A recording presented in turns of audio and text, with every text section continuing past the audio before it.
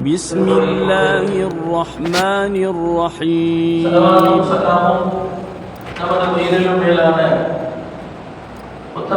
முஹம்மது முஸ்தபா ஸல்லல்லாஹு அலைஹி வஸல்லம் அன்னவர்கள் மீதும் அன்னவர்களுடைய வாழ்க்கையை அடிச்சோடுகளை அப்படியே பின்பற்றி நடந்த சத்திய சஹாபாக்கள், தாபீன்கள், தபஅ தாபீன்கள், நாதாக்கள், அவுலியாக்கள், ஷுஹதாக்கள், சாலிஹீன்கள், இன்னும் நம் அனைவரின் மீதும் அல்லாஹ்வுடைய அன்பும் அருளும் என்றென்றும் நிலைத்து நிலவரமாக பிரார்த்திப்பதாக எனது உரையை ஆரம்பம் செய்கிறேன்.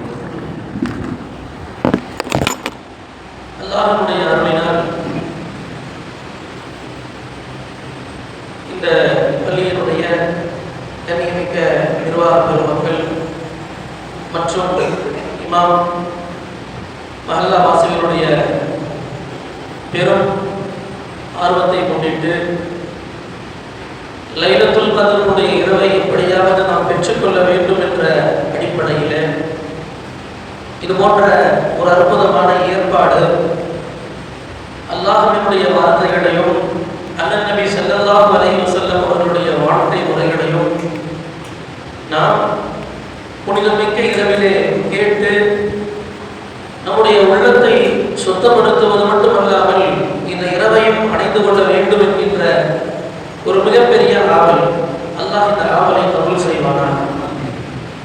அல்லாஹ் இன்றைய இரவு லைலத்துல் கத்ருடைய இரவாக இருக்குமானால் அதனுடைய அனைத்து பாக்கியங்களையும் நமக்கும் நம்முடைய குடும்பத்தார்களுக்கும் இன்னும் உலக முஸ்லிம்கள் அனைவர்களுக்கும் அல்லாஹ் வழங்கி அருள் புரிவானாக. இந்த அவையிலே நாம் கேட்கக்கூடிய, நாம் பேசக்கூடிய அத்தனை விஷயங்களையும் கேட்டு சென்று விடாமல் ஆழ் மனதிலே பதிய வைத்து அல்லாஹ் அதை நம்முடைய வாழ்க்கையின் பிரதிபலிப்பாக ஆக்கி அருள் புரிவானாக என்ற துஆவோடு என்னுடைய உரையை ஆரம்பம் செய்கிறேன். அல்லாஹ்வுடைய கிருபையை கொண்டு ஒரு நீண்ட அமர்வு, அதற்கு அவங்க சொல்லும்போது ஏறத்தாழ ஒரு 1.5 மணி நேரம் பேசணும் அப்படின்னு சொன்னாங்க. பேசுவது ஒரு பக்கம் இருந்தாலும் கேட்கக்கூடியவர்களும் தங்களுடைய முழு கவனத்தை இதிலே செலுத்தினால் இன்ஷா அல்லாஹ் இந்த அமர்வு மிக சிறப்பாக இருக்கும் என்கின்ற ஒரு வார்த்தைகளை கொண்டு துவங்குகிறேன். கண்ணியமிக்கவர்களே, இன்று எனக்கு கொடுக்கப்பட்டிருக்கக்கூடிய தலைப்பு நடுங்க வைக்கும் நரகம் என்கின்ற ஒரு தலைப்பை கொடுத்திருக்கிறார்கள். இந்த தலைப்பு இன்றைய தினத்திற்கு ஒரு தோதுவான தலைப்பாக நான் எண்ணுகிறேன். காரணம் என்னவென்றால், பெருமானார் ஸல்லல்லாஹு அலைஹி வஸல்லம் அவர்கள் சொல்லக்கூடிய ஒரு ஹதீஸை நமது இமாம் அவர்கள் நமக்கு நினைவு கூறியிருப்பார்கள்.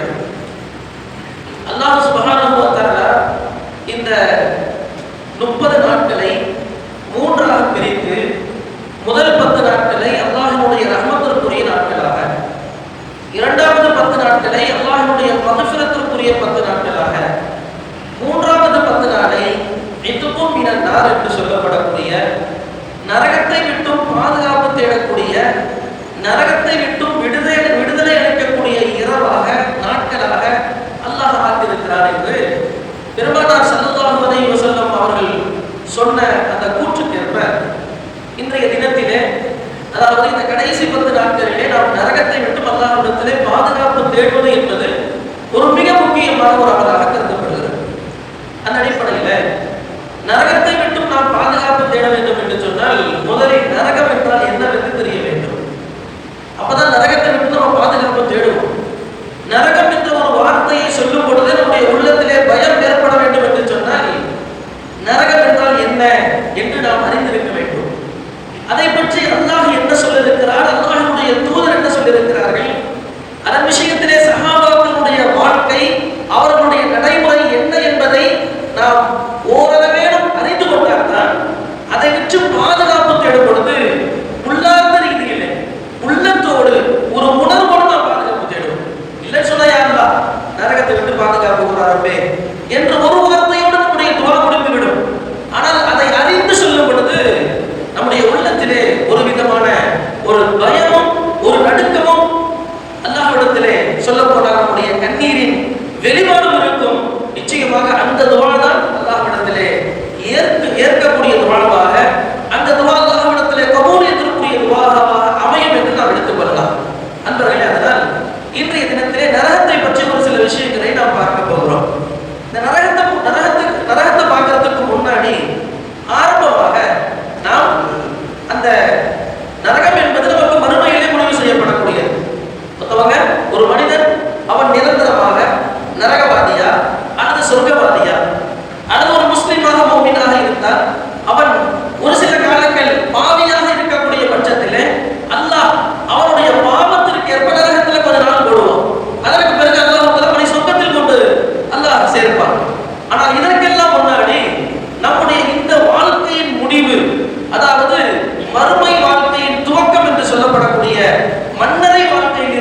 நம்முடைய இந்த பேச்சை நாம் தொடங்கினோம் என்று சொன்னால், நம்முடைய விளக்கங்களை நாம் ஆரம்பித்தோம் என்று சொன்னால், மன்னரை வாழ்க்கை, அடுத்து மறுமை வாழ்க்கை என்பதை நாம் சேர்த்து பேசும் பொழுது நமக்கு முழுமையான விளக்கங்கள் கிடைக்கும்.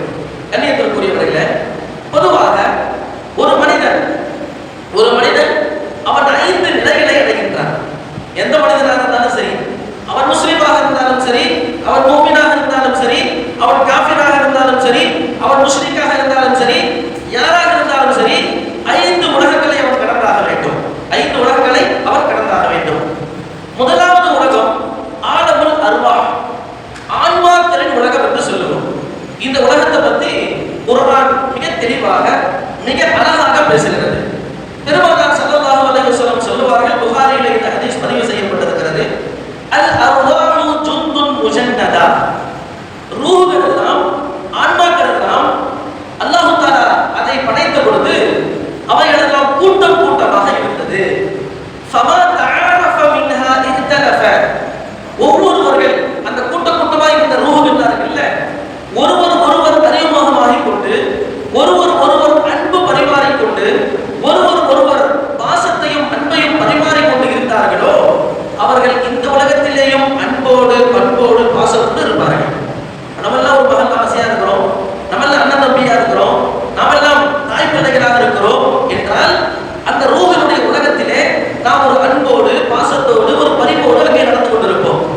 பெருமானார் ஸல்லல்லாஹு அலைஹி வஸல்லம் தொடர்ந்து சொல்வார்கள், வமா தனாகர மின்ஹா இஹ்தலஃப, அதே அந்த ஆன்மாவினுடைய உலகத்திலே யார் சண்டையிட்டுக் கொண்டார்களோ, யார் பிரச்சனை செய்து கொண்டார்களோ, அவர்கள் இங்கேயும் பிரச்சனை செய்து கொள்வார்கள், இங்கேயும் அவர்கள் சண்டையிட்டுக் கொள்வார்கள் என்று பெருமானார் ஸல்லல்லாஹு அலைஹி வஸல்லம் சொல்றாங்க. இப்போ இந்த உலகத்துல பாருங்க, ஒரு 10 பேர் நமக்கு ரொம்ப நெருக்கமா இருப்பாங்க, நம்ம கூட ரொம்ப ஃபிட்டா இருப்பாங்க, ரொம்ப பாசமா இருப்பாங்க. அதே ஒரு 10 பேர் எப்போதுமே நமக்கு அவங்களுக்கு ஆகவே ஆகாது. அது சொந்தமாக இருந்தாலும் சரி, நண்பர்களாக இருந்தாலும் சரி, வெளியில் இருந்தாலும் சரி, இவைகள் எல்லாம், இதனுடைய வெளிப்பாடுகள் எல்லாம் எங்கே நடந்திருக்கிறது? ஆலமுல் அர்வாஹ் என்று சொல்லப்படக்கூடிய ரூஹ்களுடைய உலகத்திலேயே இது நடந்திருக்கிறது என்று பெருமானார் ஸல்லல்லாஹு அலைஹி வஸல்லம் அவர்கள் சொல்கிறார்கள். இது ஒரு உலகம். இந்த உலகத்தை கடந்து விட்டோம். இரண்டாவது உலகம் ஆலமுல் அர்ஹாம், அதாவது தலையினுடைய கருவறை என்று சொல்லப்படக்கூடிய உலகம். இதில் ஏறத்தாழ ஒரு 10 மாதங்கள் அந்த கருவறைக்குள்ளே நாம் எல்லாம் வாழ்ந்திருக்கிறோம், நாம் எல்லாம் அங்கே இருந்திருக்கிறோம். இது ஒரு விஷயம். இது இரண்டாவது உலகம். இதை பற்றி பேச தேவையில்லை. அடுத்து மூன்றாவது உலகம் என்று சொல்லப்படக்கூடிய ஆலமு ஷஹாதா, ஆலமு துன்யா, இந்த உலகம். இப்பொழுது இந்த உலகத்தில் நம்ம வாழ்ந்துட்டு இருக்கிறோம். இந்த உலகத்திலே நாம் வாழ்ந்து கொண்டிருக்கிறோம். ஆலமு ஷஹாதா என்று சொல்லப்படும், ஆலமு துன்யா என்று சொல்லப்படும் இந்த உலகத்திலே நாம் வாழ்ந்து கொண்டிருக்கிறோம். துன்யாவுடைய வாழ்க்கை மிக சொற்பமான வாழ்க்கை. துன்யாவுடைய வாழ்க்கை ரொம்ப சொற்பமான வாழ்க்கை. ஒரு ஐஸ் கட்டி மாதிரி. ஐஸ் கட்டி எப்படி அது கரைவது நமக்கு தெரியாதோ, மிக வேகமாக கரையுமோ, அந்த மாதிரி தான் நம்முடைய வாழ்க்கையும். பாருங்க, ஸ்கூலுக்கு போன மாதிரி தெரிஞ்சு, இன்னைக்கு கல்யாணமாகி குழந்தைகள் இருக்கு, இன்னைக்கு வயசானவங்க பார்த்தாங்கன்னா இப்பதான் பேரமான மாதிரி தெரியுது, ஆனா இன்னைக்கு நமக்கு பேர பிள்ளைகள் ஆகிடுச்சே என்று யோசித்து பார்க்கக்கூடிய நம்முடைய வாழ்க்கையை சற்று திரும்பி பார்த்தால், பின்னாடி திரும்பி பார்த்தால், இவ்வளவு வேகமாக நாம் ஒரு 60 தொட்டு விட்டோம், ஒரு 70 தொட்டு விட்டோம், ஒரு 80 தொட்டு விட்டோம், ஆஹா நம்மை கபர் அழைக்கிறது என்று சொல்லும் அளவிற்கு நம்முடைய வாழ்க்கை மிக வேகமாக சென்று கொண்டிருப்பதை நாம் அறிவோம். இது ஆலமு துன்யா, ஆலமு ஷஹாதா. இது மூன்றாவது உலகம். இந்த உலகம் தான் மிக முக்கியமான உலகம். முன்னாடி ஆலமுல் அர்வாஹ் என்று சொல்லப்படக்கூடிய உலகம், அடுத்து ஆலமுல் அர்ஹாம் என்று சொல்லப்படக்கூடிய உலகம். இந்த 2 உலகத்தை தாண்டி இன்று நாம் வாழ்ந்திருக்கக்கூடிய ஆலமுல் ஷஹாதா, ஆலமு துன்யா, இந்த உலகம் இருக்குது. இதுதான் முழுக்க நாம் செய்யக்கூடிய ஒவ்வொரு அமல்களுக்கான கேள்வி கணக்குகள், நாம் செய்யக்கூடிய நன்மைகளுக்கான பிரதிபலன்கள் நாளை மறுமையிலே, நாம் செய்யக்கூடிய பாவங்களுக்கான தண்டனைகள் அனைத்தும் இந்த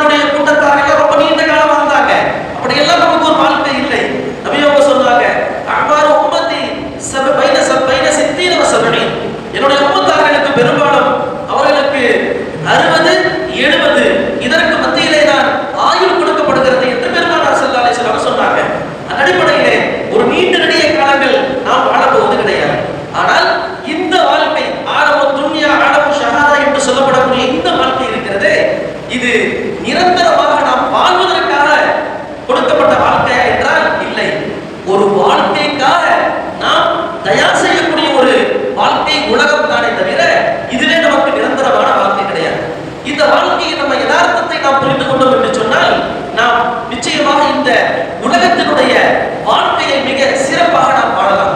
நபி அவங்க சொல்லுவாங்க, இந்த உலகம் என்பது ஒரு வழிபோக்கன் வாழக்கூடிய ஒரு வாழ்க்கையை கொடுத்தான். ஒரு வழிபோக்கன் எப்படி, ஒரு வழிபோக்கன் அல்லது ஒரு பிரயாணி எப்படி தன்னுடைய பிரயாணத்தில் இருக்கும் பொழுது, வழிபோக்கன் அவன் பாதையில இருக்கும் பொழுது, இது நமக்கு நிரந்தரமானது கிடையாது, நாம் எங்கே செல்கின்றோமோ அதுதான் நமக்கு நிரந்தரம் என்று எண்ணுவானோ, அதே மாதிரி இந்த வாழ்க்கை நமக்கு நிரந்தரம் கிடையாது, இது நமக்கு நோக்கம் கிடையாது, இதற்கு பிறகு வரக்கூடிய அந்த வாழ்க்கை தான் நமக்கு நோக்கம் என்பதை நாம் விளங்கிக் கொண்டோம் என்று சொன்னால் இந்த உலக வாழ்க்கை நமக்கு சிறப்பாக அமையும்.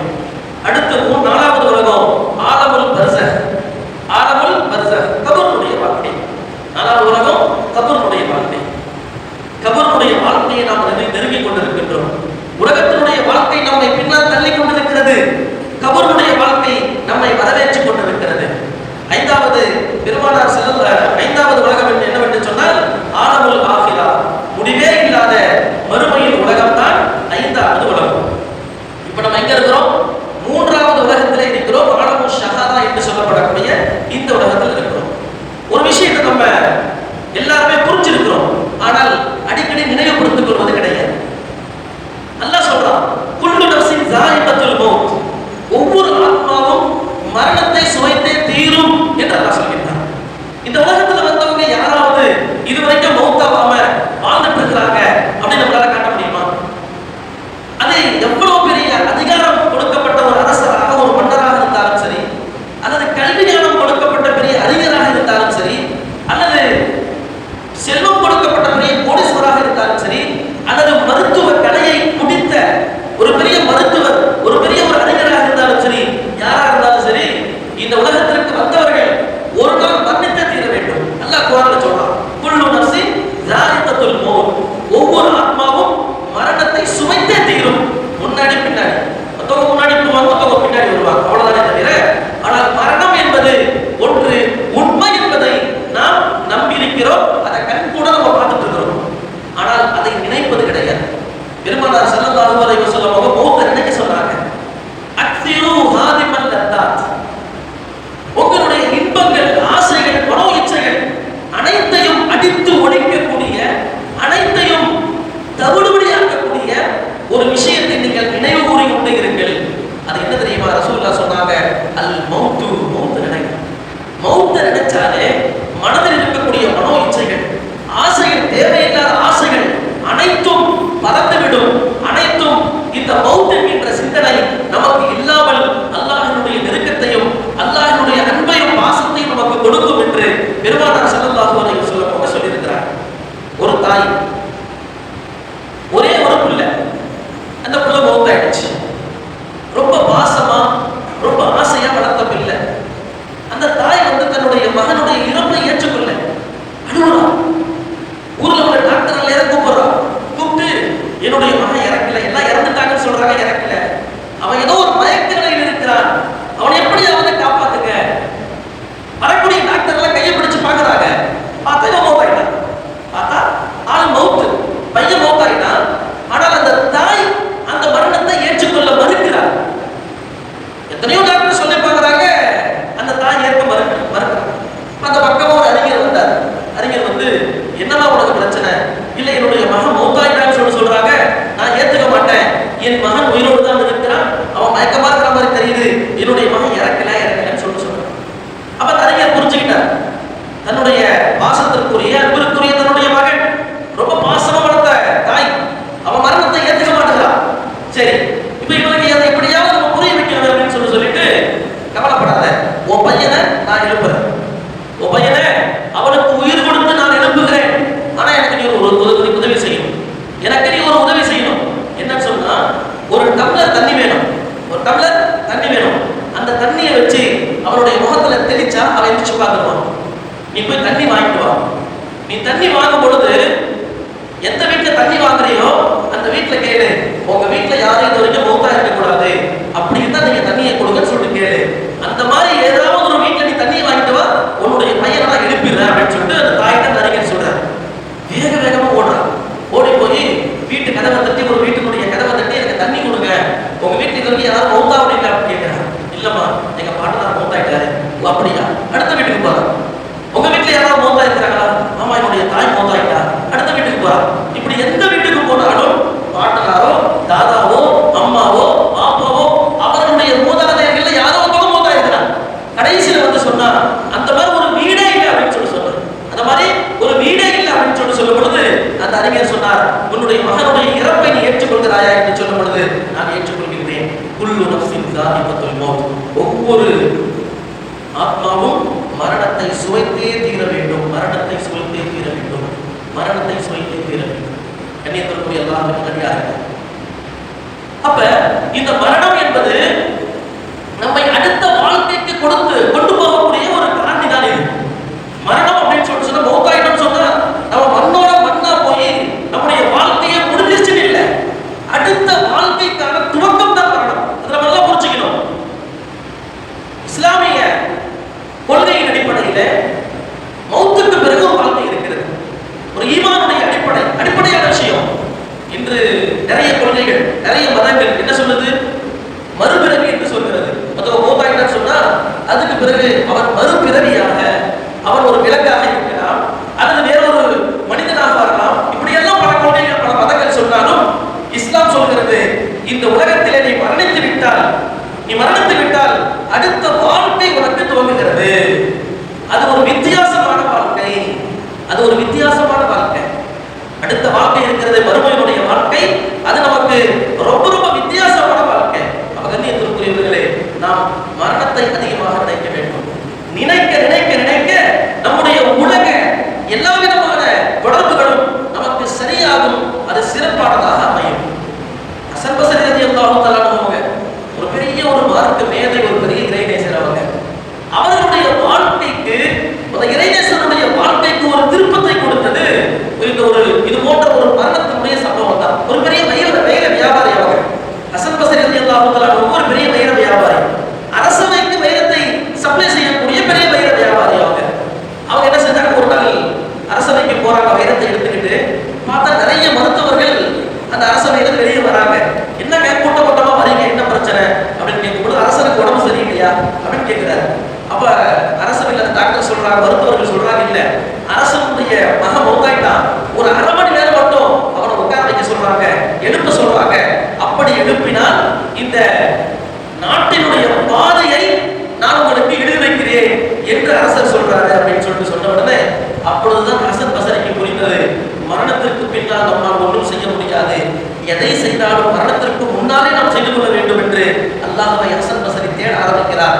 இறைநேசராக மரணம் என்பது ஒருவருடைய வாழ்க்கையின் திருப்பு முறையாக, ஒருவருடைய வாழ்க்கையின் ஒரு நல்ல நிலையை ஏற்படுத்தக்கூடிய ஒரு காரணமாக மரணம் என்று அமைகின்றது என்று சொன்னால், அன்பிற்குரியவர்களே, நாம் மரணத்தை எவ்வாறு நினைத்து பார்க்க வேண்டும் என்பதை நாம் யோசித்து பார்க்க வேண்டும்.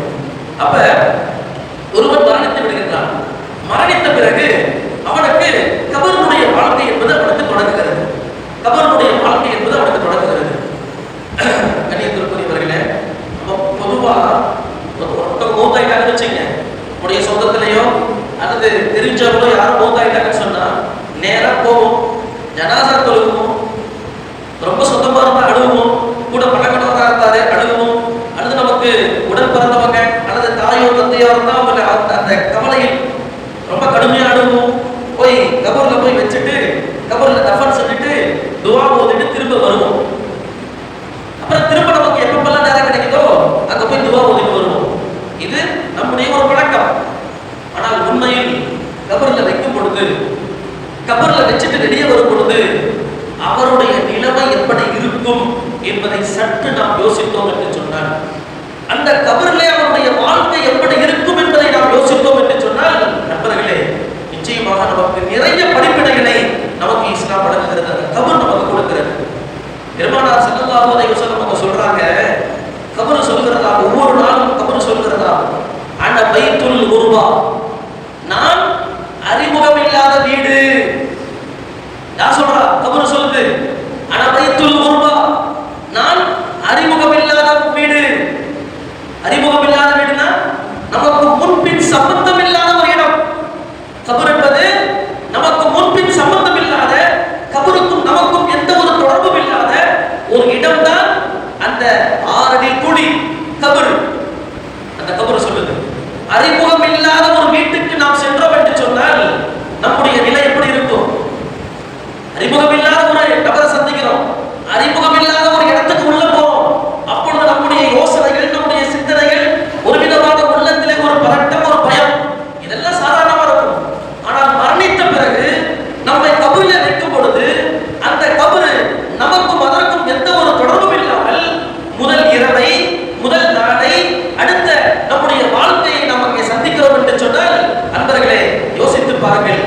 உலகத்திலேயே நாம் கபரை நமக்கு அறிமுகமான ஒரு விஷயமாக நாம் மாற்றிக் கொள்ள வேண்டும்.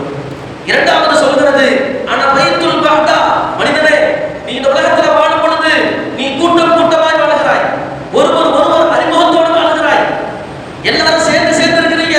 ஒரு ஃபேமிலின்னு சொன்னா, ஒரு வீடுன்னு சொன்னா ஒரு 10 பேர் 5 பேர் இருக்கிறீங்க. எங்க போனாலும் வெளியே போனாலும் 4 பேர் சேர்ந்து போறோம், உள்ள வந்தாலும் ஒரு 4 பேர் வரோம். இப்படி கூட்டமாக நாம் வாழ்கிறோம். ஆனால் நாம் யார் தெரியுமா? அவர் சொல்கிறது பைத்துல் பஹ்தா, பைத்துல் பஹ்தா, நான் தனிமையின் வீடு என்று சொல்கிறது.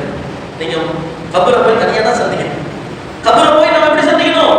தனியாக சந்திக்க வேண்டும், கூட்டமாக சந்திக்க முடியாது. என்னுடைய மகனே என்று தாய் உள்ளே வரமாட்டார், என்னுடைய மகனே என்று என்னுடைய தந்தை வரமாட்டார், என்னுடைய கணவனை என்று மனைவி உள்ளே வரமாட்டார். யாருக்கும் அங்கே அனுமதி கிடையாது, யாருக்கும் அனுமதி கிடையாது. அனுமதி ஒரு பக்கம், யாரும் வருவதற்கும் துணிய மாட்டார்கள். பிள்ளைய பாசமா வளர்த்திருக்கிறோம். ஒரு தந்தை பிள்ளைய பாசமா வளர்த்துக்கிறாரு.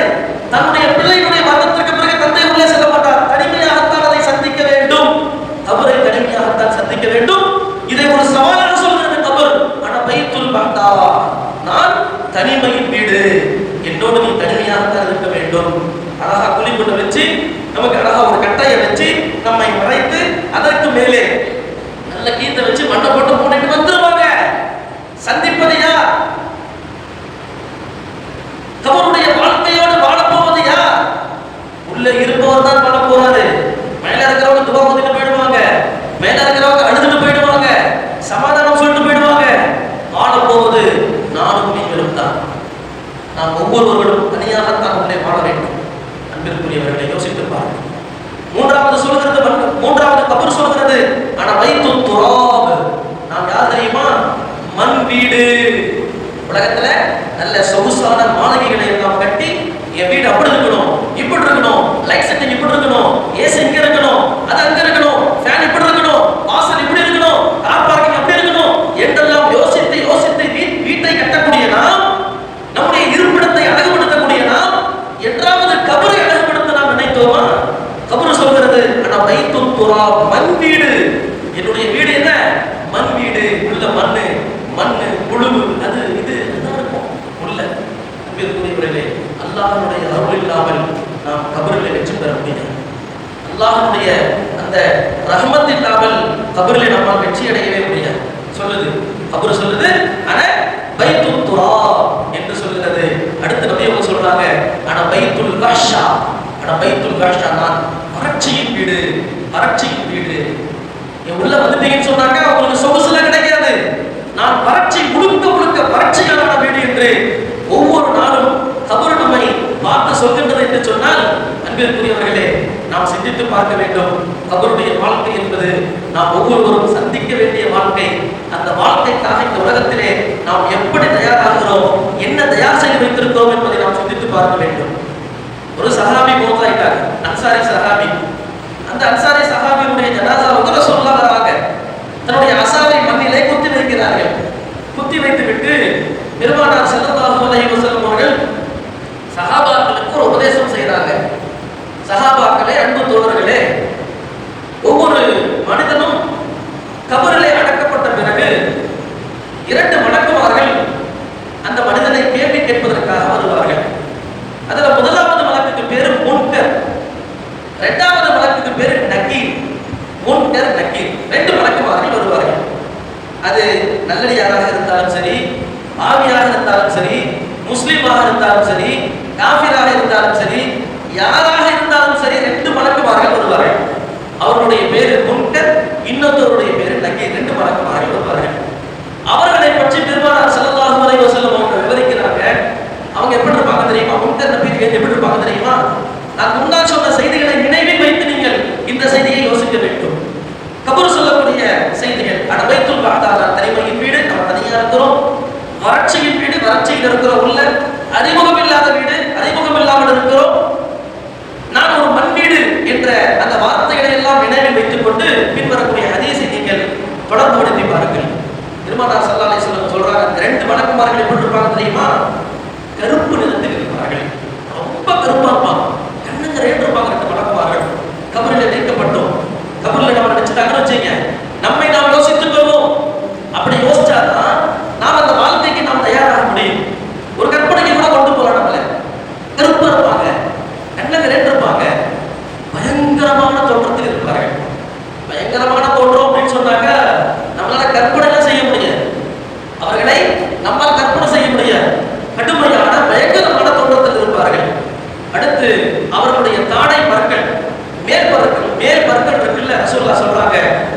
அவங்களுடைய பற்கள் பூமியை தொட்டிருக்கும்.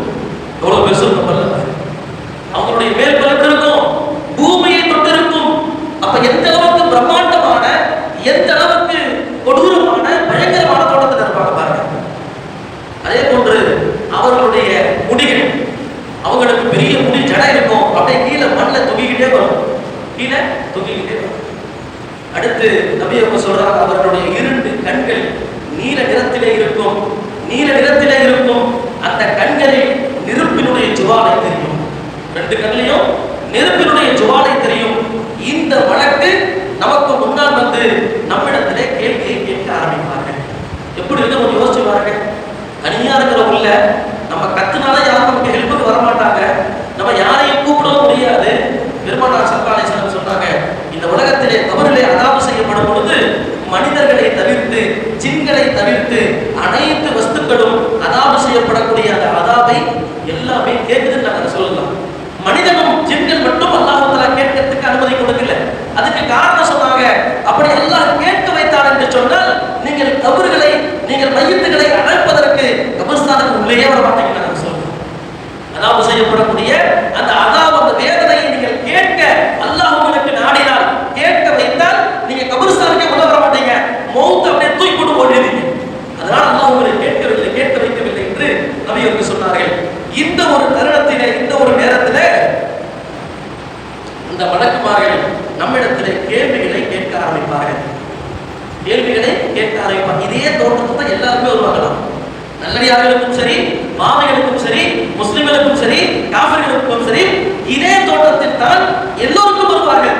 பெருமானார் ஸல்லல்லாஹு அலைஹி வஸல்லம் சொன்னாங்க, இன்னக்கும் துஃப்தனூன ஃபீ குபூரிக்கும், நிச்சயமாக நீங்கள் உங்களுடைய கபரிலே சோதிக்கப்படுவீர்கள், சோதிக்கப்படுவீர்கள். ரசூலுல்லாஹ்வுடைய உண்மையான வார்த்தை, ரசூலுல்லாஹ்வுடைய உண்மையான வார்த்தை. இன்னக்கும் துஃப்தனூன ஃபீ குபூரிக்கும், உங்களுடைய கபரிலே நீங்கள் சோதனை உங்களுக்கு இருக்கிறது, நீங்கள் சோதிக்கப்படுவீர்கள் என்று சொன்னார்கள். முதலாவது கேள்வியை கேட்பாங்க, மன் ரப்புக, மன் ரப்புக. அந்த 2 மலக்குமார்களும் அந்த மையத்திடத்திலே, கபர்ல இருக்கக்கூடிய மையத்திலே கேட்பாங்க, மன் ரப்புக, உன்னுடைய ரப்பு யாருன்னு கேட்பாங்க. உன்னுடைய ரப்பு யாருன்னு கேட்பார்கள். பெருமைக்குரியவர்களே, இன்னைக்கு பரீட்சைக்கு நம்ம மனப்பாடம் பண்ணிட்டு போற மாதிரி உலகத்தில் 1000 தடவையோ 1,00,000 தடவையோ ரப்பி அல்லாஹ், ரப்பி அல்லாஹ், என்னுடைய ரப்பு அல்லாஹ் தான், அல்லாஹ் தான் என்று மனனம் செய்து போனால் நம்முடைய மனனம் எல்லாம் அங்கே படிக்காது. யார் இந்த உலகத்திலே அல்லாஹ்வை ரப்பாக வாழ்ந்தார்களோ, ரப்பாக ஏற்று யார் இந்த உலகத்திலே தங்களுடைய வாழ்க்கையை அமைத்துக் கொண்டார்களோ, அந்த நல்லடியார்கள் தான் ரப்பி அல்லாஹ். அந்த மலக்குகளை பார்த்து சொல்லுவார்கள், என்னுடைய ரப்பு அல்லாஹ் என்று சொல்லுவார்கள். என்னுடைய ரப்பு யாரு? அல்லாஹ் என்று சொல்லுவார்கள். யாருக்கு அந்த வார்த்தை வரும்? இந்த உலகத்திலே அல்லாஹ்வை ரப்பாக்கி வாழ வேண்டும். அல்லாஹ் தான் என்னை படைத்தவன், அவன் பரிபாலித்துக் கொண்டிருக்கின்றான், அவன் தான் எனக்கு ஹயாத்தை கொடுத்தவன், அவன் தான் இல்மை கொடுக்கிறான், அவன் தான் சமாஅத்தை கொடுக்கிறான், பசாரத்தை கொடுக்கின்றான், பார்வை அவன் கொடுக்கின்றான். அல்லாஹ் எனக்கு ஆற்றலை கொடுக்கின்றான், பேசக்கூடிய ஆற்றலை கொடுக்கின்றான், கேட்கக்கூடிய ஆற்றலை கொடுக்கின்றான். அல்லாஹ் கொடுத்த செல்வம் அவனுடைய பாதையிலே செலவழிக்கின்றேன். அல்லாஹ் கொடுத்த வீடு, அல்லாஹ் கொடுத்த மனைவி, இப்படியெல்லாம் அனைத்தையும் அல்லாஹ்வோடு தொடர்புபடுத்தி அவனுடைய கடமையை பாழாக்காமல், அவனுடைய கடமையை சரியாக நிறைவேற்றி, ஹுக்கூக்குல்லாஹ், ஹுக்கூக்குல் இபாத், அல்லாஹ்வுடைய கடமையிலேயும் மக்களுடைய, மனிதர்களுடைய கடமையிலேயும் நாம் சரியாக பேணி நடந்து ஒரு அற்புதமான ரசூலுல்லாஹ்வுடைய அந்த சுன்னத்தான வாழ்க்கையை நாம் வாழும் பொழுதுதான் கபர்ல என்ன சொல்ல முடியும்? ரப்பி அல்லாஹ், என்னுடைய ரப்பு அல்லாஹ் சொல்ல முடியும். இல்லனா அல்லாஹ் பாதுகாக்கணும். அடுத்து 2வது கேள்வி கேட்பாங்க, வமா தீனுக, உன்னுடைய தீன் எது, உன்னுடைய மார்க்கம் எதுன்னு கேட்பாங்க. அந்த நல்லடியார் சொல்லுவாரு, தீனியல் இஸ்லாம், என்னுடைய மார்க்கம் இஸ்லாம். தைரியமா சொல்லுவார். யாருக்கு தைரியமா சொல்லுவா? யார் அல்லாஹ்வின் கட்டளைகளை பயந்து இந்த உலகத்திலே வாழ்ந்தாரோ, அல்லாஹ்வை பயந்து தன்னுடைய வாழ்க்கையை அமைத்துக் கொண்டாரோ, அவர் சொல்லுவார், தீனியல் இஸ்லாம், என்னுடைய மார்க்கம் இஸ்லாம் என்று சொல்லுவார்.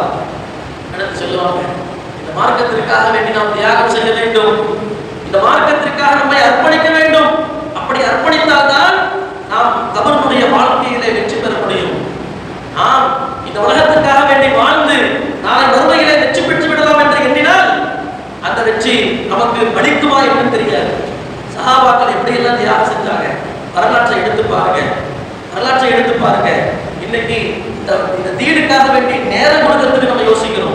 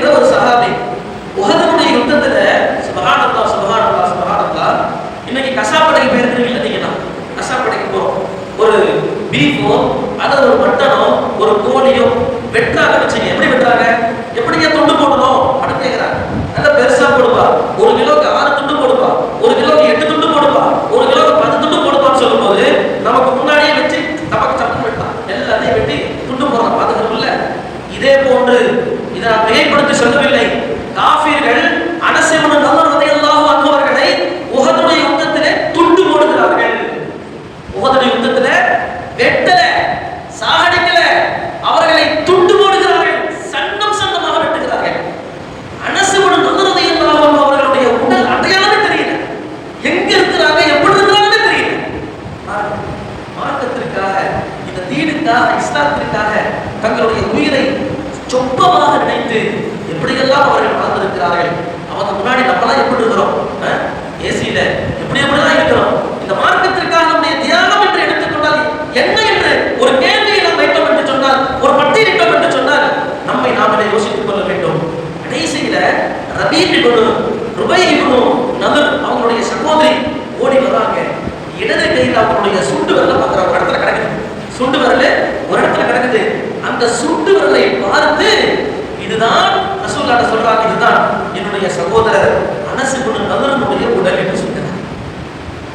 எதை பார்த்தவர்கள் அறிகிறார்கள், எதை பார்த்து கண்டுபிடிக்கிறாங்க? தன்னுடைய சகோதரனுடைய சுண்டு விரல். நம்முடைய சகோதரனுடைய தங்கச்சி, நம்முடைய அண்ணன், தம்பி, நம்முடைய அம்மாவுடைய விரலை ஏதாவது ஒரு அடையாளங்கள் இருக்கும்ல, அது போன்ற அடையாளங்களை வைத்து கண்டுபிடித்து அவர்களுடைய உடலுடைய கூறுகளை எல்லாம் ஒன்றிணைத்து அவர்களுக்கு அடக்கம் செய்யப்படுகிறார்கள். யாரு? அனஸ் இப்னு நதர் ரலியல்லாஹு அன்ஹு அவர்கள். இது போன்ற தியாகிகள் அல்லாஹ் அந்த வழக்கமாக கேட்பாங்க, வமா தீனுக்க, உங்க தீன் என்னன்னு கேட்கும் பொழுது பயப்படாம சொல்லுவாங்க, தீனி இஸ்லாம். ஏன்னா அந்த இஸ்லாத்துக்காக வேண்டி நான் உயிரையே கொடுத்துருக்கேன். இஸ்லாத்துக்காக வேண்டி சும்மா இல்ல, உயிரையே கொடுத்துருக்கிறேன். அதனால ரொம்ப ஈஸியா சொல்லுவாங்க, தீனி இஸ்லாம், என்னுடைய மார்க்கம் இஸ்லாம் என்று சொல்லுவார்கள். அடுத்தபடியாக அந்த வழக்குகள் கேட்பாங்க, வமா நபியுக்க, உங்க நபி யாருன்னு கேட்பாங்க. நம்முடைய உயிருக்கு உயிரான, உயிரும் மேலான பெருமானார் ஸல்லல்லாஹு அலைஹி வஸல்லம் அவர்களை நமக்கு முன்னால் காட்டி கேட்பார்கள். அவர்களுடைய அந்த உருவத்தை, முபாரக்கான அந்த முகத்தை, நபியினுடைய முகத்தை நமக்கு காட்டுவாங்க. ஹதீஸ்ல எழுதுறாங்க, நாம் இருக்கும் இடத்திலிருந்து மதீனா முனவ்வரா வரை திரை நீக்கப்படுமா. திரை நீக்கப்பட்டு மதீனா முனவ்வராவிலிருந்து பெருமானார் ஸல்லல்லாஹு அலைஹி வஸல்லம் அவர்களுடைய முபாரக்கான முகத்தை நமக்கு காட்டப்படும். கபரிலே இவர் யார்? வமா ரசூலுக்க, உன்னுடைய நபி யார், உன்னுடைய ரசூல் யார் என்று கேட்கும் பொழுது நபியை பார்த்த உடனே சுப்ஹானல்லாஹ் சுப்ஹானல்லாஹ் சுப்ஹானல்லாஹ், அந்த ஒரு நேரத்திற்காக நாம் காத்து கொண்டிருக்கின்றோம், அந்த ஒரு நேரத்துக்காக காத்து கொண்டிருக்கின்றோம். அதை பார்த்த உடனே இவங்க தாயினுடைய ரசூல், இவங்க தாயினுடைய நபி என்று எந்த ஒரு பதட்டமும் இல்லாமல் சொல்லக்கூடிய ஒரு நிலையை அல்லாஹ் நல்லடியாருக்கு கொடுப்பான். ஹஜ்ரத் பிலால் ரலியல்லாஹு அன்ஹு நம்ம எல்லாருக்கும் தெரியும், ஒரு கருப்பு அடிமை, அவங்களுடைய இஸ்லாம், அதற்காக எவ்வளவு கஷ்டப்பட்டாங்கன்னு வரலாறு நமக்கு தெரியும். இந்த பிலால் ரலியல்லாஹு அன்ஹு அவர்களுடைய வஃபாத்தினுடைய நேரம்,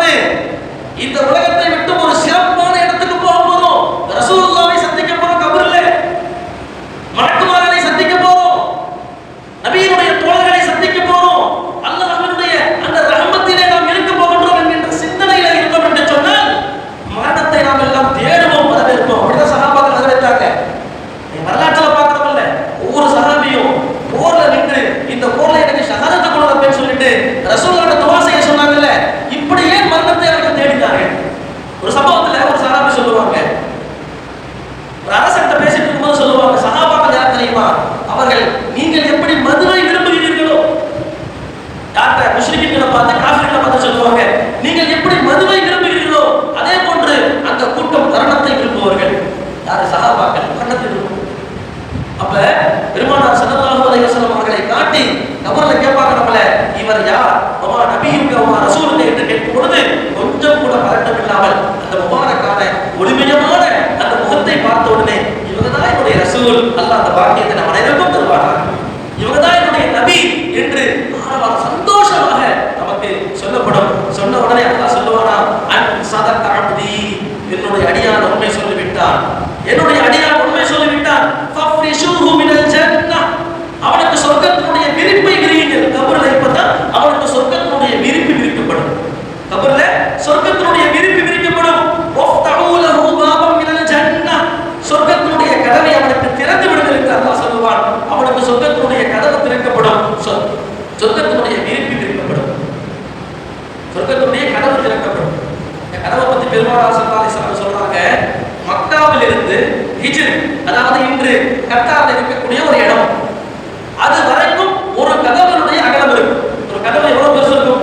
இன்னைக்கு இந்த பள்ளியினுடைய டோருடைய அளவு என்ன நம்ம அளக்க முடியும். அப்ப ஒரு சொர்க்கத்தினுடைய வாசலின் அளவு என்ன என்பதை நபி அவர்கள் சொல்லும் பொழுது, மக்காவில் இருந்து கத்தாரில் இருக்கக்கூடிய ஹிஜ்ருடைய அந்த இடம் வரை என்று பெருமானார் ஸல்லல்லாஹு அலைஹி வஸல்லம் சொல்றாங்க, ஏறத்தாழ 1444 கிலோமீட்டர் வருகிறது. சொர்க்கத்தினுடைய கதவினுடைய அகலம் எவ்வளவு வருது? 1444 கிலோமீட்டர். அந்த சொர்க்கத்தினுடைய வாசல், அந்த வாசல் அவனுக்கு கபரிலே திறக்கப்படும். கண்ணியத்திற்குரியவர்களே, வணக்கமார்கள் சொல்லுவார்கள், இந்த கேள்வியெல்லாம் முடிஞ்ச பிறகு நம் நௌமத்தில் அரூஸ், புது மாப்பிள்ளை தூங்குற மாதிரி தூங்குமா, உனக்கு புது மாப்பிள்ளை தூங்குற மாதிரி தூங்குன்னு சொல்லிடுவாங்க.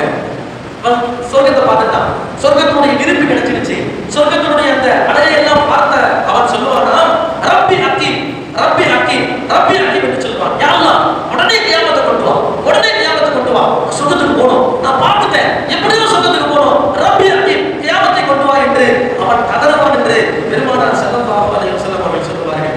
அன்பிற்குரிய அல்லாஹ்வின் நல்லடியார்களே, அல்லாஹ் சுப்ஹானஹு வ தஆலா கபரிலே நமக்கு கேட்கப்படக்கூடிய எல்லா கேள்விகளுக்கும் தயக்கம் இல்லாமல் தைரியத்துடன் அல்லாஹ்வுடைய கருணையை கொண்டு நாமும் நமக்கு முன்னாடி எத்தனையோ பேர் நம்முடைய குடும்பத்தில் வஃபாத்தாக இருப்பாங்க, அவர்களுக்கும் இன்னும் நம்முடைய சந்ததிகள் அனைவர்களுக்கும் அல்லாஹ் அந்த பாக்கியத்தை கற்றுக் புரிவானாக. அடுத்ததாக ஒரு பாவி, பெருமானார் ஸல்லல்லாஹு அலைஹி வஸல்லம் அவையில சொல்றாங்க, ஒரு பாவி அவர் காஃபிராக இருந்தாலும் சரி அல்லது முஸ்லிமாக வாழ்ந்து இறை அல்லாஹ்வை முழுமையாக ஏற்றுக்கொள்ளாமல், அதாவது இறை கடமைகளை நிறைவேற்றாமல் வாழ்ந்த ஒரு பாவி இருக்கிறானே, இந்த உலகம் என்று உலகத்துக்கு பின்னாலேயே ஓடி ஓடி அல்லாஹ்வை மறந்த அந்த பாவி இருக்கிறானே, இவன் கபரிலே அந்த வணக்கமார்கள் வருவார்கள். வந்து பார்த்த உடனே பயந்துடும், வணக்குகளை பார்த்த உடனே நடுக்கம் வந்துவிடும், பயம் வந்துவிடும். கேட்பாங்களா, ரப்புக்க, உன்னுடைய ரப்பு யாரும் கேட்பாங்களா? கேட்ட உடனே அவன் சொல்லுவானா, ஹா ஹா லா அத்ரி, ஓ எனக்கு ஒண்ணுமே தெரியாது, எனக்கு ஒண்ணுமே தெரியலையே. நிலையை விட்டு நம்மளை பார்க்க சொல்லுவான், ஹா ஹா லா அத்ரி, எனக்கு ஒண்ணும் தெரியாது, எனக்கு ஒண்ணும் தெரியாது என்று கதறவான் என்றார்கள் பெருமானார் ஸல்லல்லாஹு அலைஹி வஸல்லம். நம்முடைய அல்லாஹ்வை பற்றி கேட்கும் பொழுது, நம்முடைய ரப்பை பற்றி கேட்கும் பொழுது ஹா ஹா லா அத்ரி. அடுத்து சொல்லுவாங்களா, வமா தீனுக்க, நீ வாழ்ந்த மார்க்கம் எது, நீ ஈமான் கொண்ட மார்க்கம் எது என்று கேட்கும் பொழுது ஹா ஹா லா அத்ரி, எனக்கு ஒண்ணும் தெரியாது, எனக்கு ஒண்ணும் தெரியாது என்று கதறுவான். அடுத்து கேட்பாங்களா, வமா நபியுடைய நபி என்ன யார் கேட்கும் பொழுது ரசூலுல்லாஹ் அவருடைய முகத்தை காட்டி கேட்கும் பொழுது ஹா ஹா லா அத்ரி, இவர் யாருன்னு எனக்கு தெரியாது, இவர் யாருன்னு எனக்கு தெரியாது என்று அந்த நேரத்திலே கத்துவான், கதறுவான். அதை சொல்ல தெரியாது, எதுவுமே தெரியாது. உடனே அல்லாஹ் சொல்லுவானா, அன் கதப அப்தி, என்னுடைய அடியான் பொய் சொல்லிவிட்டான், ஃபஃப்ரிஷூஹு மினன் நார், நரகத்திலிருந்து உண்டான விரிப்பை அவனுக்கு விரியுங்கள், வஃப்தஹூ லஹு பாபம் மினன் நார், நரகத்திலிருந்து உண்டான கதவுகளை திறந்து விடுங்கள், வஅல்பிஸூஹு மினன் நார், நரகத்திலிருந்து உண்டான ஆடையை அவனுக்கு அணிவியுங்கள் என்று அல்லாஹ் அவனுக்கு ஆணை பார்த்து கூறுவான். கண்ணியத்திற்குரியவர்களே, இது ரொம்ப கோரமான ஒரு விஷயம். கபர்ல இந்த பாதைகள் காஃபிர்களுக்கு அல்லாஹ் அவர்களுடைய அதாபுகளை, அவர்களுடைய தண்டனைகளை அல்லாஹ் தொடங்கக்கூடிய நேரம். அவர்களுக்கு ஆடை அணிவிக்கப்படும்.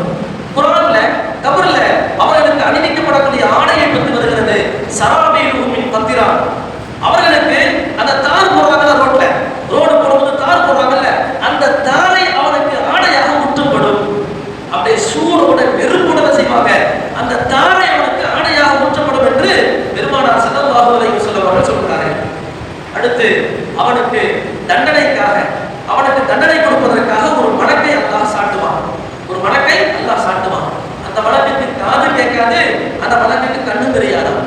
அவர் பெரிய ஒரு சுத்தியல் ஒன்று வச்சிருப்பார்.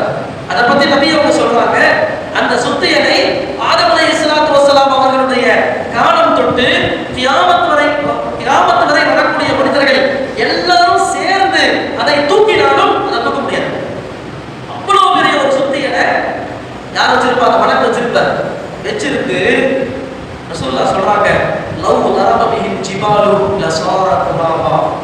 அந்த ஆயுதத்தை வைத்து ஒரு பெரிய ஒரு மலையை அடித்தால் அவைகளெல்லாம் மண் துகள்களாக மாறும் என்று சொல்றாங்க. ஒரு பெரிய மலையை அடித்தால், மலை மீது போட்டால் அவைகளெல்லாம் லஸார துராபா மண் துகள்களாக மாறிவிடும். அப்படிப்பட்ட அந்த செவட்டையை வைத்து, அப்படிப்பட்ட அந்த ஆயுதத்தை வைத்து அடிப்பார். யாரை? கபரிலே அந்த பாவையை அடிப்பார். அடித்த உடனே உடம்பெல்லாம் தானாக திரும்பவும் ஒன்று சேர்க்கப்படும், திரும்பவும் அடிக்கப்படும், திரும்பவும் ஒன்று சேர்க்கப்படும் என்று பெருமானார் ஸல்லல்லாஹு அலைஹி வஸல்லம் அவர்கள் கபரிலே நடக்கக்கூடிய அதாபுகளை பற்றி நமக்கு மிக தெளிவாக சொல்றாங்க. எதையும் மறைக்கல. கபருடைய வாழ்க்கையில இதெல்லாம் எனக்கு தெரியாது, இப்படி நடக்குமா நடக்காதுன்னு தெரியாது, இங்க வந்து நான் மாட்டிக்கனே யாரும் சொல்ல முடியாது. ரசூலுல்லாஹி ஸல்லல்லாஹு அலைஹி வஸல்லம் அவர்கள் அனைத்தையும் மிக தெளிவாக வரக்கூடிய வழக்குகள், அந்த வழக்குகள் எப்படி இருப்பார்கள், அவர்கள் என்ன கேட்பார்கள், அதற்கான பதிலை நாம் எப்படி தயார் செய்ய வேண்டும் என்பதை எல்லாம் மிக தெளிவாக மிக எச்சரிக்கையோடு நபி ஸல்லல்லாஹு அலைஹி வஸல்லம் அவர்கள் வந்து சொல்லி இருக்கிறார். கபருடைய வாழ்க்கை சுப்ஹானல்லாஹ் சுப்ஹானல்லாஹ். அதாவது உஸ்மான் ரலியல்லாஹு தஆலா அவர்கள் நாம் எல்லாம் கேள்விப்பட்டிருப்போம். கபர்ல போய் உட்கார்ந்தாங்கன்னா அழுவார்கள் அழுவார்கள் அழுவார்கள். ஹத்தா தகுல்ல லிஹியதஹு, அவர்களுடைய தாடிகள் எல்லாம், நீண்ட தாடிகள் எல்லாம் நனைந்து அந்த தாடியிலிருந்து தண்ணீர் கீழே தாரை தாரையாக ஊற்றும் அளவிற்கு ஹஜ்ரத் உஸ்மான் ரலியல்லாஹு அன்ஹு அவர்கள் அழுவார்கள். யார் இந்த உஸ்மான்? பெருமானார் ஸல்லல்லாஹு அலைஹி வஸல்லம் அவர்களால் சொர்க்கவாதி என்று சொல்லப்பட்ட ஹஜ்ரத் உஸ்மான் ரலியல்லாஹு அன்ஹு அவர்கள் கபர்ல உட்கார்ந்து, கபர்ஸ்தான்ல உட்கார்ந்து அழுவாங்க அழுவாங்க அழுவாங்க. அப்படி அழுவார்கள்.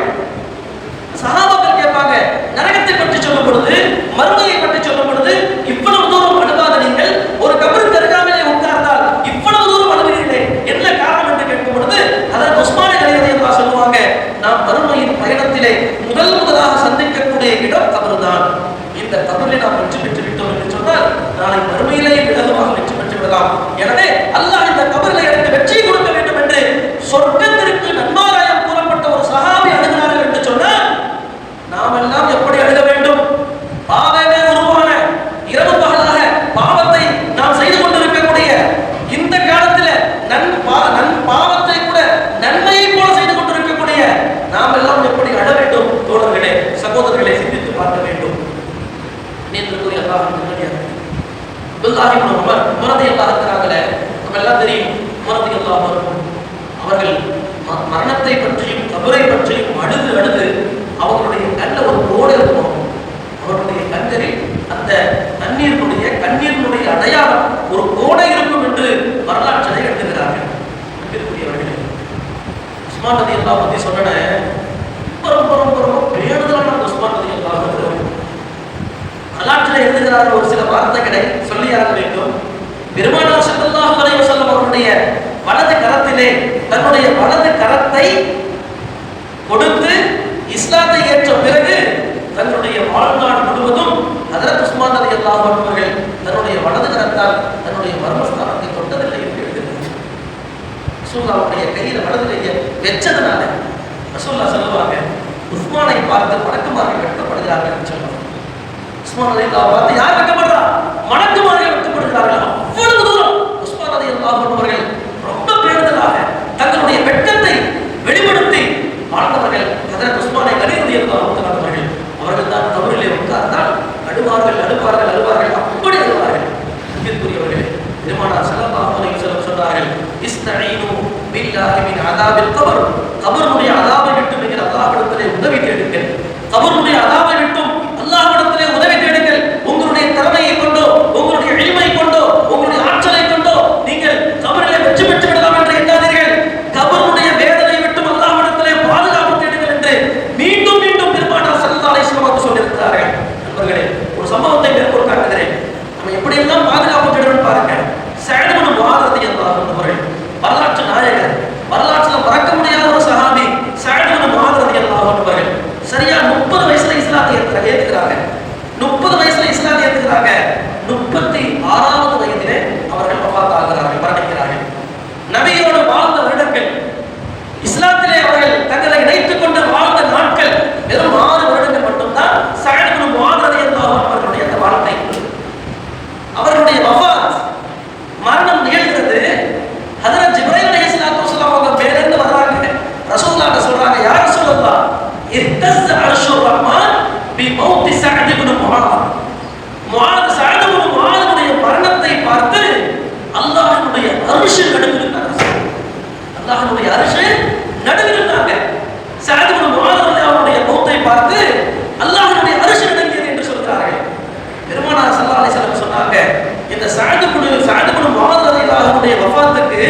ஜனாசாவுக்கு இதுவரை உலகத்திலே இறங்காத 70,000 மலக்குகள் இறங்குகிறார்கள் என்று சொன்னார்கள்.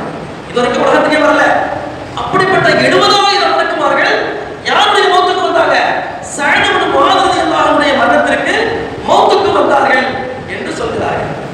அவர்களுடைய கபரை தோண்டியது ஷுரைஹ் இப்னு ஹஸனா என்கின்ற ஒரு நபி தோழர். கபரை தோன்றாங்க. சுப்ஹானல்லாஹ் சுப்ஹானல்லாஹ். இருக்கக்கூடிய சஹாபாக்களுக்கு எல்லாம் கஸ்தூரி மனம் வீசுகிறது. கபரை தோண்ட சஅத் இப்னு முஆத் ரலியல்லாஹு அன்ஹு கபரை தோண்ட கஸ்தூரி மனம் வீசுகிறது. இப்படிப்பட்ட சஹாபி, மாஷா அல்லாஹ் மாஷா அல்லாஹ், அப்படிப்பட்ட ஒரு சஹாபி, அந்த சஹாபி அடக்கம் செய்யப்படுகிறார்கள், கபருக்குள்ளே வைக்கப்படுகிறார்கள். நபி ஸல்லல்லாஹு அலைஹி வஸல்லம் அவர்கள் அல்லாஹு அக்பர் அப்படின்னு சொன்னாங்க. கபர்ல வைக்கும்போது அல்லாஹு அக்பர் சொன்னாங்க. அல்லாஹு அக்பர் சொன்ன பிறகு ரசூலுல்லாஹ் சிரிச்சாங்க. இந்த நிகழ்வு முடிந்த பிறகு, அடக்கம் செய்யப்பட்ட பிறகு சஹாபாக்கள் கேட்கிறாங்க, யா ரசூலுல்லாஹ், நீங்க கபர்ல வைக்கும்போது அல்லாஹு அக்பர் சொன்னீங்க, அதற்கு பிறகு சிரிச்சீங்க யா ரசூலுல்லாஹ், என்ன யா ரசூலுல்லாஹ் அப்படின்னு கேட்கும் பொழுது பெருமானார் ஸல்லல்லாஹு அலைஹி வஸல்லம் சொன்னாங்க, சஅத் இப்னு முஆதை நாம் கபரிலே வைக்கும் பொழுது கபர் சஅதை இழுக்க வந்தது. சஅத் இப்னு முஆத் 20,000 மலக்குமார்கள் வானத்திலிருந்து இறங்கி இருக்கிறாங்க. அல்லாஹ்வுடைய அரிஷ் நடுங்கி இருக்குது. கபர் தோண்ட கஸ்தூரி மனம் இந்த சஹாபியை கபரில் நெருக்க வந்தது. நான் பார்த்தேன், அல்லாஹ் அக்பர் என்று சொன்னேன். அப்புறம் கபர் அப்படியே விட்டு விலகி போயிடுச்சு. அதற்கு பிறகு நான் சிரித்தேன் என்று சொல்லிவிட்டு ரசூலுல்லாஹ் சொன்னாங்க, ஒவ்வொருவருக்கும் கபருடைய நெருக்கம் என்பது இருக்கும் என்று சொன்னாங்க. யாராவது வெற்றி பெற வேண்டும் என்றால் சஅத் இப்னு முஆத் அவர்கள் வெற்றி பெற்று விட்டார்கள் என்று சொன்னார்கள் பெருமானார் ஸல்லல்லாஹு அலைஹி வஸல்லம். கண்ணியத்திற்குரியவர்களே, சஅத் இப்னு முஆத் ரலியல்லாஹு அன்ஹு அவர்களுக்கு கபருடைய நெருக்கடி உள்ள வெச்ச உடனே கபர் நெருக்க வந்தது என்று சொன்னால் நம்முடைய நிலையை யோசிக்கிறோம். பாவிகளுக்கு அல்லாஹ் கபருடைய நெருக்கத்தை கொடுப்பான். கபருடைய நெருக்கத்தை பற்றி ஹதீஸ்ல பார்க்கிறோம். நெருக்கும் பொழுது ஒரு விலா எலும்பு இன்னொரு விலா எலும்போடு கோர்த்து அப்படியே சப்பையாகிடும். அதற்கு பிறகு விடும், அதற்கு பிறகு நெருக்கும், அதற்கு பிறகு விடும், அதற்கு பிறகு இப்படி கபர் நம்மை கபர் நம்மை வேதனைப்படுத்தும் என்று ஹதீஸ் ஷரீஃபிலே நாம் பார்க்கிறோம். கண்ணியத்திற்குரிய அல்லாஹ்வின் நல்லடியார்களே, நம்முடைய கபருடைய வாழ்க்கைக்காக நாம் தயாராக வேண்டாமா? இன்னும் எத்தனை காலங்கள் நாம் எடுத்துக்கொள்ள போகிறோம்? கடைசியில டாக்டர் வந்து இன்னும் கொஞ்ச நேரம் தான் உயிரோடு இருப்பாரு அப்படின்னு சொல்ற நேரம் வரைக்கும் நம்ம எதிர்பார்க்க வேண்டுமா?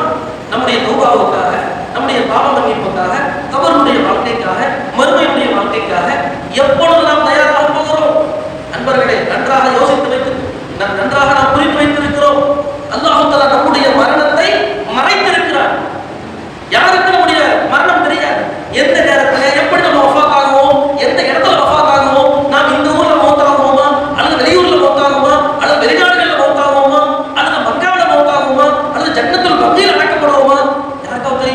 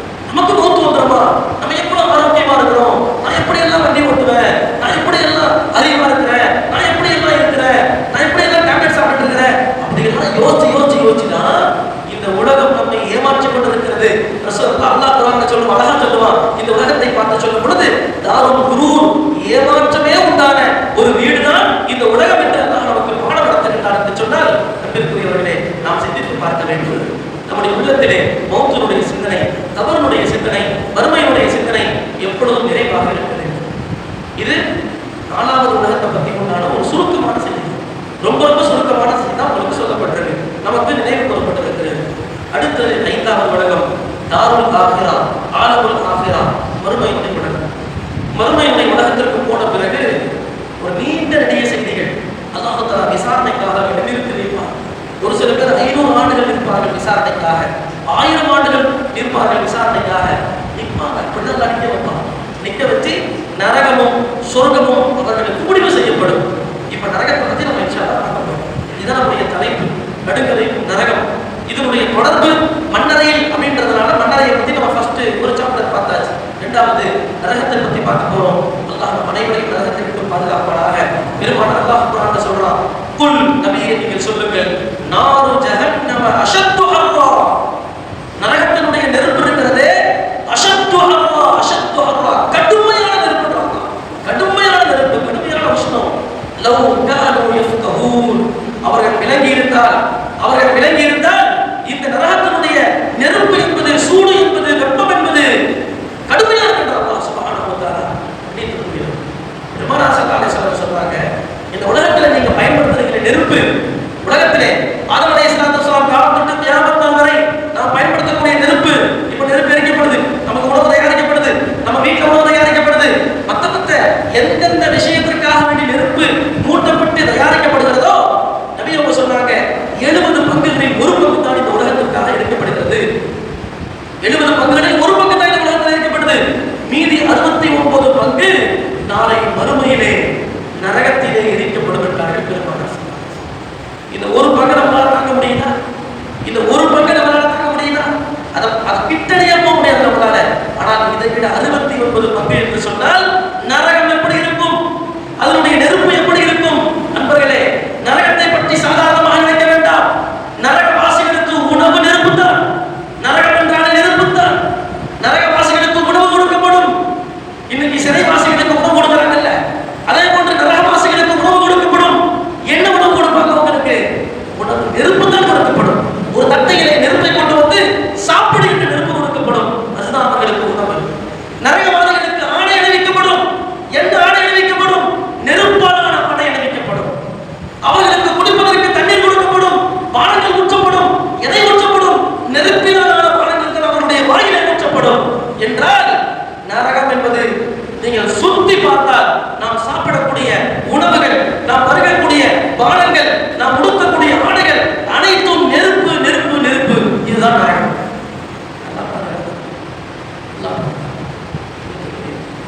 யோசித்து பாருங்க. இந்த நரகத்தில் நம்மால் ஒரு நிமிடம் இருக்க முடியாது.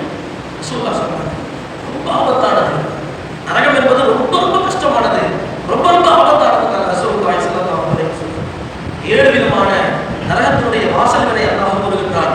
லஹா அஸதுஅத் அபுவாப். அல்லாஹ் சொல்கிறான், ஜஹன்னம், லவா, குர்ஆன்ல சொல்லப்பட்ட வார்த்தைகள், ஜஹன்னம், வலா, ஸகர், ஹுதமா, ஜஹீம், ஸஈர், ஹாவியா. இந்த 7 நரகங்கள், நரகத்தினுடைய 7 வாசல்கள், 7 அடுக்குகளை கொண்டது நரகம். மேலே கீழே, மேலே கீழே 7 அடுக்குகளை கொண்டது நரகம்.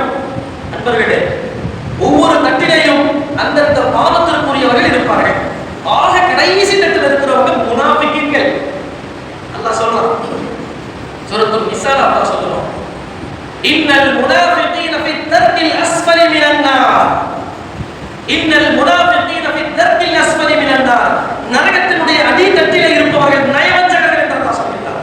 நயவஞ்சகர்கள், இங்க ஒன்று பேசுறது, அங்க ஒன்று பேசுறது, இப்படி தன்னை உண்மையானவன் என்று நம்பிக்கை ஏற்படுத்துவதற்காக இங்க ஒன்று பேசுறது, அங்க ஒன்று பேசுறது. ஆயத்துல் முனாஃபிகி தலாதா. ரசூலுல்லாஹ் சொன்னாங்க, முனாஃபிகின்களுடைய அடையாளங்கள் 3. இத ஹத்தத கதிப, பேசினால் பொய் பேசுவான், பொய் பேசுவான். இன்னைக்கு பொய் பேசுறதுனா ரொம்ப சர்வ சாதாரணமாயிடுச்சு. பொய் பேசுறோமே என்ற அந்த ஒரு கூச்சம், ஒரு பாவம், அதை பத்தி உங்களோட கவலையே நமக்கு இல்லை. இத ஹத்தத கதிப, பொய் பேசி சிரிக்கிறது. ஒரு 10 பேர் சேர்ந்து மொத்தமா பொய் பேசுவான், இன்னொருத்தவன் சிரிப்பான். 4 பேர் பொய் பேசுவான், மொத்தவன் சிரிப்பான். இப்படியாக நம்முடைய காலங்கள் சென்று கொண்டிருக்கிறது. முனாஃபிக்கின்கள் நபி அவங்க சொல்றாங்க, அடித்தட்டில் இருப்பாங்க. எங்க இருப்பாங்க? நரகத்தினுடைய அடித்தட்டிலே, கடைசி ஆக பாதாளத்தில் இருப்பார்கள்.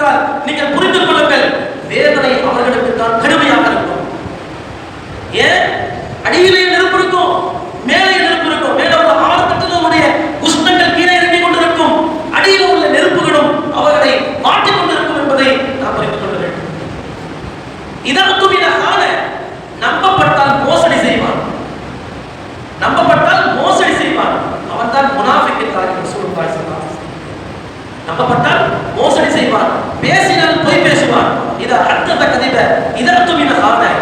பெருமானார் ஸல்லல்லாஹு அலைஹி வஸல்லம் சொன்னார், கண்ணியத்திற்குரியவர்களே, அல்லாஹ் அப்படிப்பட்ட நிலைகளை விட்டு நம்மை பாதுகாப்பானா. இவங்க எங்க இருப்பாங்க? அடியத்துல இருப்பாங்க. மேல உள்ள 6 கட்டுகள்ல யார் யார் என்னென்ன பாவங்கள் செய்வார்களோ அந்த பாவத்திற்கு தகுதியானவர்கள் அங்கே இருப்பார்கள். நரகத்தை பற்றி நாம் தெரிந்து கொள்ள வேண்டும். ரசூலுல்லாஹி ஸல்லல்லாஹு அலைஹி வஸல்லம் அவர்கள் சஹாபாக்களோடு அமர்ந்திருக்கிறார்கள். ஒரு பெரிய சத்தம் ஒன்று கேட்கிறது. ரசூலுல்லாஹ் கேட்கிறாங்க, தத்ரூன மா ஹாதா, இந்த சத்தம் என்னவென்று உங்களுக்கு தெரியுமா? ஒரு சத்தம் கேட்டது, இந்த சத்தம் என்னவென்று உங்களுக்கு தெரியுமா என்று கேட்கிறார்கள் ரசூலுல்லாஹ். சஹாபாக்கள் சொல்கிறார்கள், அல்லாஹு வ ரசூலுஹு அலம்.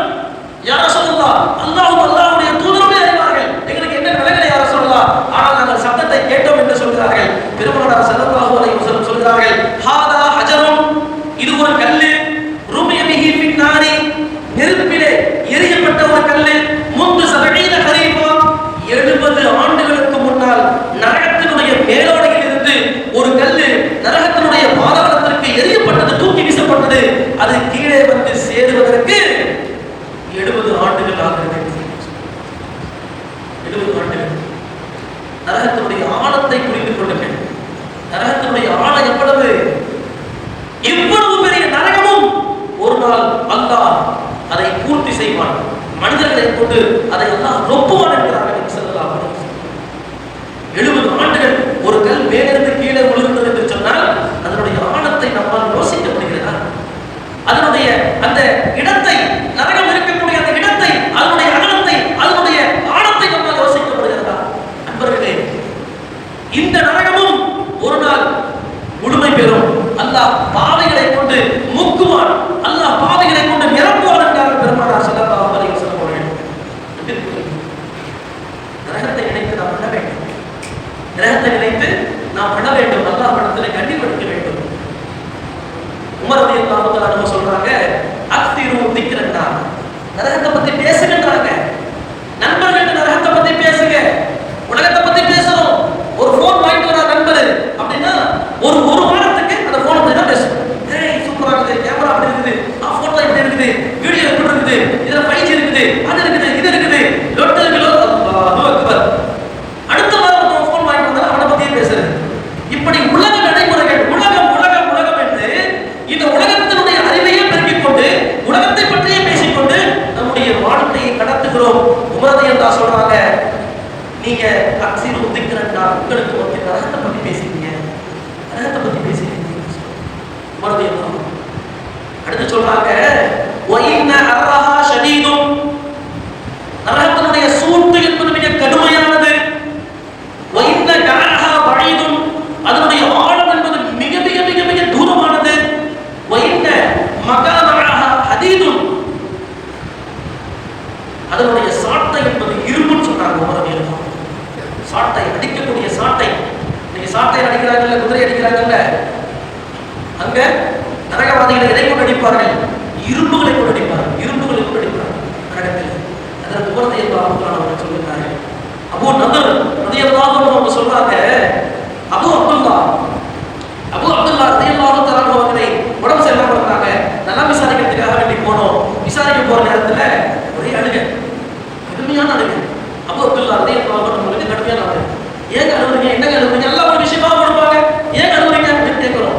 அதுக்கு அவங்க சொல்றாங்க, இந்த நேரத்துல ரசூலுல்லாஹ்வுடைய ஒரு வார்த்தை எனக்கு ஞாபகத்துக்கு வருது, ஒரு ஹதீஸ் எனக்கு ஞாபகத்துக்கு வருது.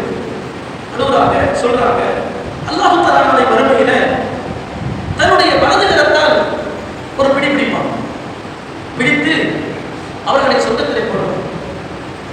இடது கரத்தால் ஒரு பிடி பிடித்து அவர்களை நரகத்திலே போடுவார். போட்டுவிட்டு அல்லாஹ் சொல்லுவானா, அல்லாஹ் சொல்லுவானா, ஃபலா உபாலி, இதை நான் பொருட்படுத்த மாட்டேன் அப்படின்னு சொல்லுவானா. வலது கையால ஒரு கூட்டத்தை பிடித்து அல்லாஹ் சொந்தத்தில் போட்டு, இடது கையால ஒரு கூட்டத்தை பிடிச்சி நரகத்தில் போட்டு அல்லாஹ் சொல்லுவானா, இதை நான் பொருட்படுத்த மாட்டேன் அப்படின்னு சொல்லுவானா. அழுகுறாங்க, தேம்பி அழுகுறார். அபூ அப்துல்லா ரலியல்லாஹு அன்ஹு அவர்கள் சொல்கிறார்கள், ஃபலா அத்ரி ஃபீ ஐய கபதத்தைனி அன, அல்லாஹ் பிடிக்கக்கூடிய எந்த பிடியிலே நான் இருப்பேன் என்று தெரியவில்லையே.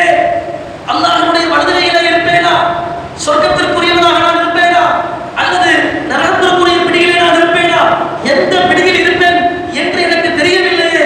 நரகவாதியாக இருந்துவிட்டால் என்னுடைய நிலை என்னவாகும் என்பதை யோசித்து யோசித்து நான் அழுகிறேன் என்று அபூ அப்துல்லா தன்னுடைய உடைகளை சரியில்லாத நேரத்திலே இப்படி அழுது அல்லாஹ்வுடைய தூதர் ஸல்லல்லாஹு அலைஹி வஸல்லம் அவருடைய ஹதீஸை நமக்கு நினைவுபடுத்துகிறார்கள் என்று சொன்னால், நண்பர்களே, நாம் யோசித்து பார்க்க வேண்டும்.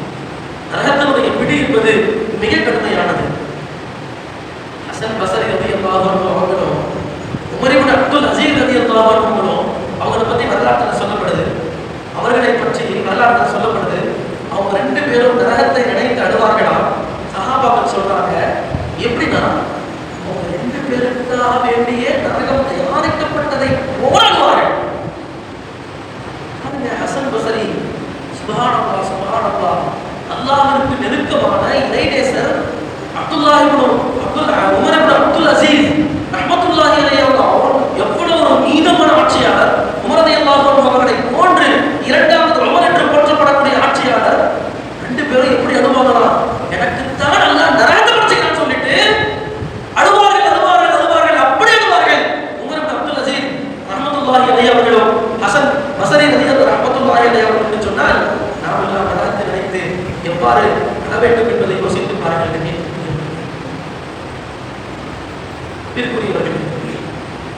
இந்த திரைப்பட இரவுகளிலே நாம் தயாராகி கொண்டிருக்கிறோம். அந்த செய்திகளை கேட்கிறோம். அந்த செய்திகள் நம்முடைய கவனத்திற்கு அல்லாஹ் கொண்டு வரோம், நம்ம கொண்டு வரல. யாருடைய வேலை இது?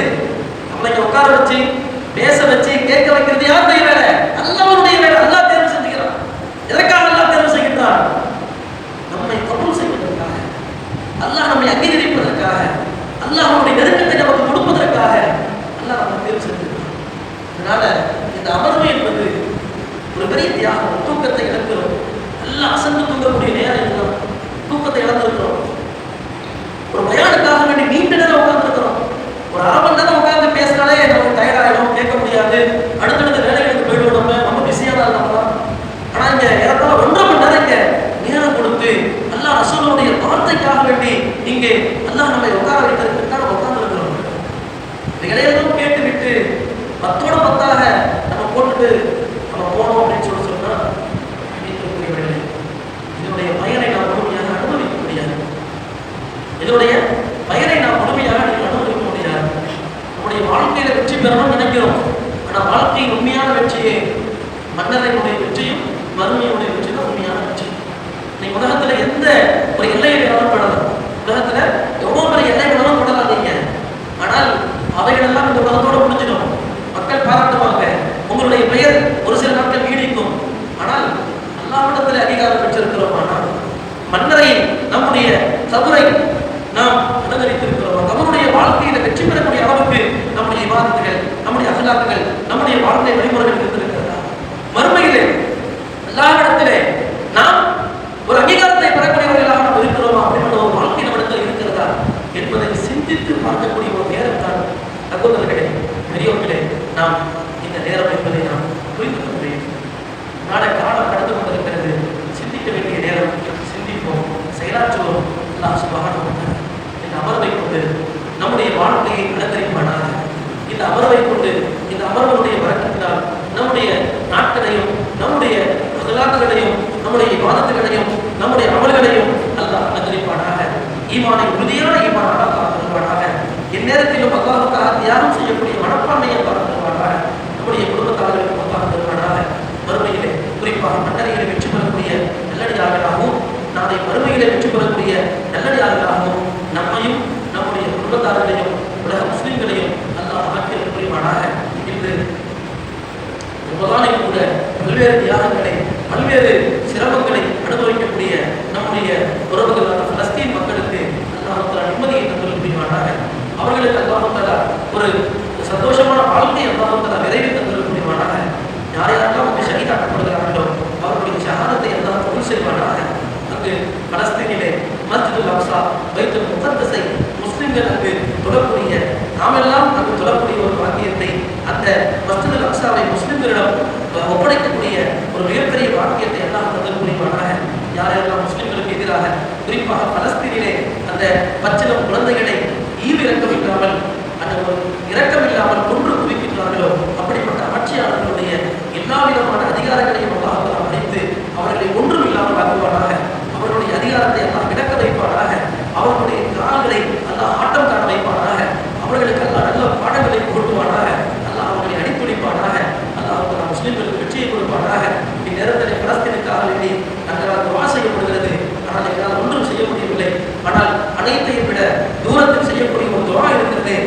நிச்சயமாக அந்த துஆவினுடைய ஆற்றல் என்பது, அந்த துஆவினுடைய அந்த பவர் என்பது நிச்சயமாக அல்லாஹ்விடத்தில் செல்லுபடியாக முடியாது.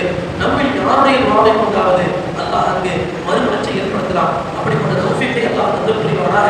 ஒவ்வொரு தொழுகையிலேயும் பலஸ்தீனுக்காக வேண்டியும், அந்த மக்களுக்காக வேண்டியும், மேலும் அங்கே ஷஹீதான மக்களுக்காக வேண்டியும், பைத்துல் முகத்தஸுக்காக வேண்டியும் துஆ செய்யக்கூடிய அந்த துஆவினுடைய ஒரு வாக்கியத்தை அல்லாஹ் அனைவருக்கும் தந்து புரிவானாக என்று துஆவோடு நிறைவு செய்கின்றேன். வாஹிரு தஅவானா அல்ஹம்துலில்லாஹி ரப்பில் ஆலமீன்.